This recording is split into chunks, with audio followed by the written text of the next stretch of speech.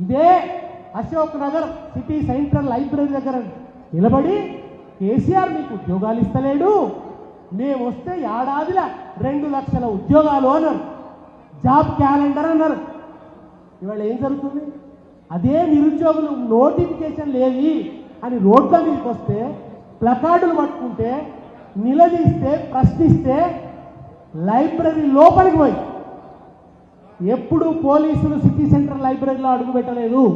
రేవంత్ రెడ్డి వచ్చిన తర్వాత సరస్వతమ్మ కాలి అందెల సవ్వడి వినిపించేటువంటి సిటీ సెంట్రల్ లైబ్రరీలోకి పోలీసులు చొరబడి నిరుద్యోగుల వీపును వాయగొట్టిరు, వాళ్ళ నెత్తురు కళ్ళ చూసిండు రేవంత్ రెడ్డి. కేసీఆర్ ఇచ్చిన ఉద్యోగాలే, ఆ 50,000 ఉద్యోగాలనే తను ఇచ్చిన తన క్రెడిట్లో వేసుకొని అబద్ధాలు చెప్తూ మోసం చేస్తూ, మోసానికి అంగిలాగేస్తే రేవంత్ రెడ్డి, మోసానికి ఒక రూపం వస్తే రేవంత్ రెడ్డి, బాధ్యత లేని బలాదూరు ముఖ్యమంత్రి రేవంత్ రెడ్డి.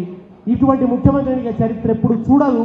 రేవంత్ రెడ్డి పరిపాలన అనేది తెలంగాణ చరిత్రలో బ్లాక్ డేస్గా మిగిలిపోతున్నాయి, చీకటి రోజులుగా మిగిలిపోతాయి. బాండ్ పేపర్లు రాశారు,